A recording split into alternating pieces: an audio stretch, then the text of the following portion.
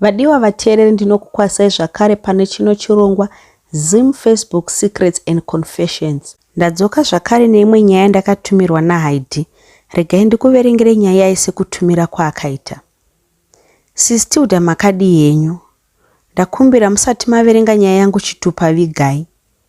Mugore ra2013 baba vangu vakabuda kamwe kabundu muziso. Kakaramba kachikura kusvika pavakazoenda kunoona chiremba wemaziso. Vakatariswa vakaudzwa kuti iyo yakanga iri growth, so vaifanira kuzoenda kumasvingo for operation. Baba vangu munhu akazvarwa in a family of 8, 5 boys and 3 girls. Zvakare munhu akanga akazvinyararira, kuzoona votaura zvaitonetsa, unless vakange vagumbutswa zvakanyanya. Vaigara namainini vanova stepmother vangu, nokuti namama vakanga vaseparata, though mama vakazoshaya havo, baba ndokuita move on neupenyu. My father was working as a soldier, while my stepmother was a nurse.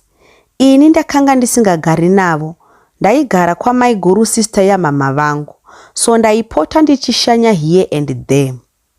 Bundu remuziso mababa rakazokura zvakanyanya, to the point yokuti rakanga rakuaffecta eyesight yavo. So he then went for the operation. All went well, vakadzoka havo zvakanaka uye vakuona. Mumuri munozvarwa baba vangu, tinongoti 3/4 yefamily yavo haina mati. Vamwe vanoita zvekupira mudzimu, vamwe vanoitawo zvechipostori. Even my father, he was not a Christian, munhu aizvinira hake doro. I remember the day rakadzoka dedi kubva kuoperation, vakatondishanyira kwa maiguru kwandaive vachifara, kuti vakange vava right neziso ravo. Na baba vangu taiwirirana zvokuti waisambofunga kuti taiva baba nemwana, takanga takafanana zviya zvokuita kunge ma-identical twins. Baba vakazotanga kuendavo kubasa, sezvo vakanga vambomiswa nekuda kweproblem yeziso ravo. When it comes to assets or material things, vakanga vasina havo zvavaive nazvo zvaishamisira, like dzimba or fancy cars. Madzikoma avo ndivo vakanga vakatobudirira kuvadarika. Fast forward, Sistilda rimwe zuva baba vangu vakazongonzi varwara from nowhere. I remember very well kuti ndakareceive phone call kubva kumwana wabamukuru achiti iye baba vangu vakanga vamhanyiswa kuchipatara. Zvinova zvinhu zvakandikatyamadza kuti how come munhu wandaive naye few days ago. I then quickly prepared fast, ndikaenda kuchipatara kuya. Ndichisvikako ndakawana hama neshamwari dziripo, vakatomirira visiting hour kuti ikwane vapinde vavaone. Takazopinda hedu mukati, ndakarwadziwa kuona my father sleeping on the bed lifelessly muward. Maziso avo akanga akavhurika, but vasingakwanise kutaura. Vaiita zvekugomera, vachinongedzera nezvigunwe. Sezviya zvinoita munhu anenge achitaura nesign language. Misodzi yangu yakachururuka. Seeing him lying there, yet there was nothing I could do to save him. Hama dzavo dzakazobuda, ndikasara ndirimo ini nelittle sister yangu. I tried pese pandaigona kuti nditaure navo. I even went to the extent yokutsvaga peni nepepa kuti maybe vaizogona kunyora kuti zvakafamba sei, but hapana chavakakwanisa kuita. Visiting hour yakazoti yapera, ndakaenda pakanga paine mukoma wavo mukuru, ndikazama kubvunza kuti zvakanga zvafamba sei, but ivo bamukuru vakanga vasina idea. Semunhu aida kunyatsoziva, ndakaenda zvakare pakanga paina sekuru, vanova baba vavo nyakubereka, asi handina chandakaudzwa chaigona kundibatsira. Ndakabvapo ndikaenda kuna mainini, vanova stepmom vangu, asi mainini chavakangokwanisa kundiudza ndechokuti baba vakadonha kubasa, vakatanga kugwina, vachinongedza mumhepo semunhu ane zvaaiona. Sistilda baba vangu vakarwara, kusvika pakupfekedzwa pamba chairo. Semwana akanga asingadi kurasikirwa nemubereki zvakare, ndakazama kumhanya kuti ndizame kuseva baba vangu, nokuti vakuru vacho vaive vasina action yavaiita. Vaiti vakanga vakamirira kunzwa zvichataurwa nadokta. Ndakaenda kune vamwe pastor vaive munzvimbo imomo mataigara, vaiita zveprofesi. Ndakavaudza nyaya yangu, vakandinamatira. After that, he told me kuti taifanira kunamata zvakasimba semhuri. He instructed me to go back to hospital ne-anointing oil yavakanga vanamatira kuti ndinozora baba paforehead, then nestika randaifanira kuzoisa pasi pepilo yavaive vakatsamhira.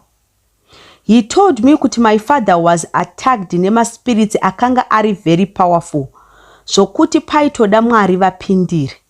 Uku kuchipatarawo vaiti havana chavari kuona. Ndakatora anointing oil iya ndikamhanya kumba kweclassmate yangu, uyo aiva nababa vaiwirirana ne-one of the nurses vaishanda pahospital ipapo.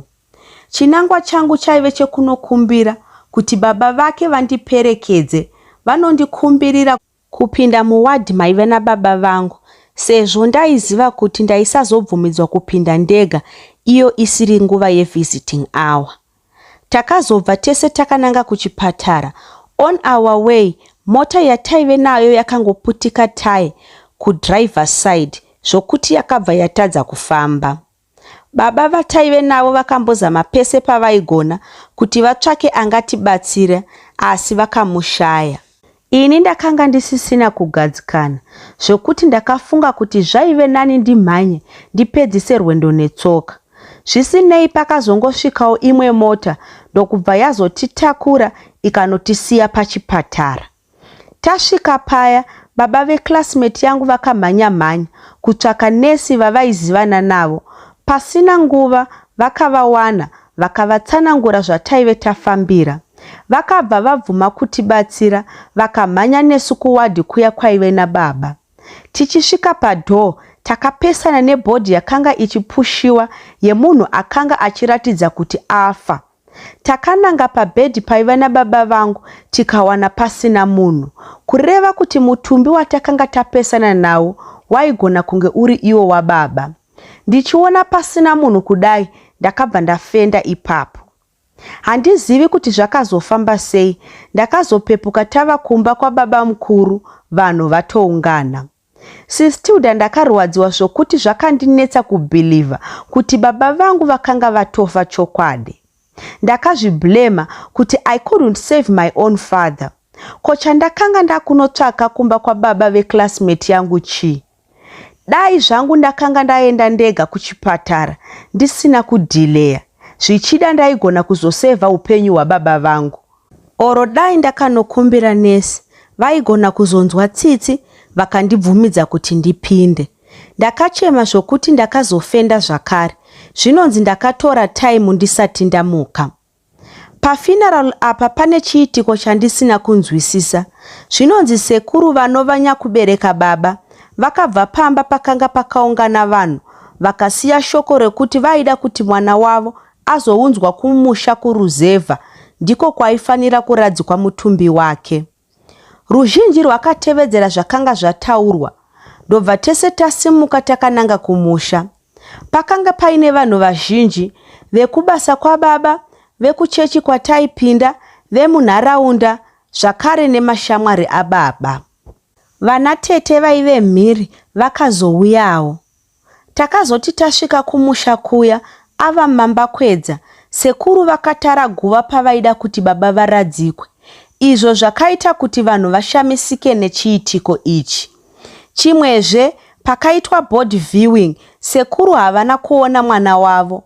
Vakaramba vachiti ivo moyo wavo wairwadza kuona mwana wavo mukofini, so zvaive nani kuti varege havo kumuona zvachose. Takazomira line tichiita board viewing, asi pakuvaona muromo wavo wakanga wakashama. Vakazotakurwa vakanochengetedzwa panzvimbo iyo sekuru yavakanga vatara. Zuva rakatevera vanhu vakaparara, kukasara vehukama. Tasara paya, pakatanga kuita mutauro zvekuti baba munini vanotevera baba vangu vakazosvika pakutora pfumo vachida kubaya baba vavo. Takagara kumusha about a week. Mumwe musi I had a dream, baba vangu vachiuya kwandiri vakashama vachiti, mwanangu handina kufa, usachema, ndiri muno muhozi mandakavharirwa, kana zvichigona ndibatsirewo ndibude muno.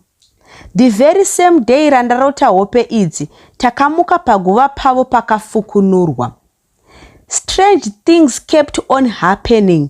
Mumwe musi takamuka zvakare pakaita sekunge pakanga pafamba kiti kunge imbwa, paine mafootprints acho.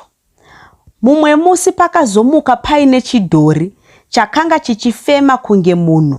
Chidhori ichi chaive chakaumbwa nemachira, chiine bvudzi riya rezvidhori nezvimaziso zvaibwaira-bwaira. Chakanga chakapfeka chidhirezi chitema chichiratidza kuti chakanga chiine heartbeat. Vana bamukuru nana bamunini nemadzitete vakataura nasekuru mushure mekuona chiitiko ichi kuti tifambe semhuri tinzwe kuti zvakanga zviri zvii zvaiitika. Asi sekuru vakaramba vakati ivo kana paine hushereketwa huripo hwakaitwa paguva remwana wavo vachazozvibatira ivo voga. Vateereri, ndo nyaya ndakatumirwa naHaidhi. Ngatizamei kumubatsira mucomment section. Zvinotyisa, zvinoshamisa hazvo. Mova nenguva yakanaka. Ndatenda.